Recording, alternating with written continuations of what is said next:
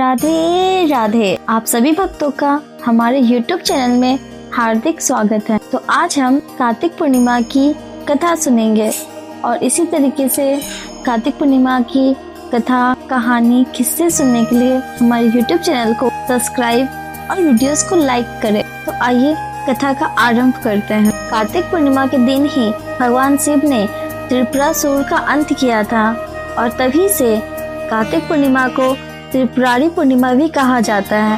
इस दिन भगवान शिव और भगवान विष्णु दोनों की उपासना विशेष रूप से करनी चाहिए। इस दिन किए हुए दीपदान, स्नान, दान पुण्य करने से जीवन के सभी पाप नष्ट हो जाते हैं। इसे महापुण्य तिथि भी कहा गया है क्योंकि यह दिन सत्य, धर्म और भक्ति की विजय का प्रतीक है। कई स्थानों पर इस दिन देव दिवाली भी मनाई जाती है, जहां गंगा घाटों पर हजारों दीप जलाए जाते हैं। कार्तिक पूर्णिमा की प्रसिद्ध कथा बहुत समय पहले की बात है। तारकासुर नामक दैत्य का एक पुत्र था, त्रिपुरासुर। उसने कठोर तपस्या कर ब्रह्मा जी को प्रसन्न किया और उसने वरदान मांगा, हे प्रभु, मुझे कोई देवता, असुर या मनुष्य न मार सके। मैं तीनों नगरों स्वर्ग, पृथ्वी और पाताल का स्वामी बनूं। ब्रह्मा जी ने उसकी भक्ति देखकर वरदान दे दिया। त्रिपुरासुर ने दैत्य से 3 नगर बनवाए, एक सोने का, एक चांदी का, एक लोहे का। यह तीनों नगर आकाश में विचरण करते थे, इसलिए उन्हें त्रिपुर कहा गया।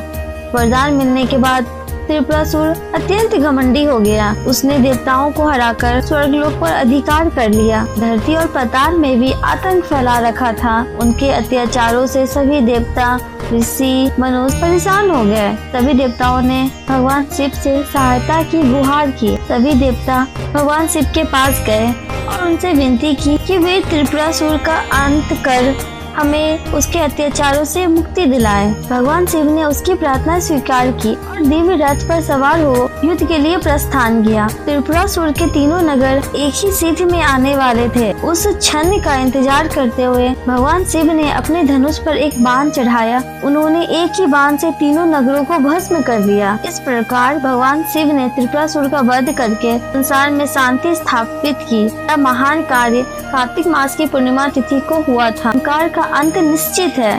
अंततः और धर्म की ही विजय होती है।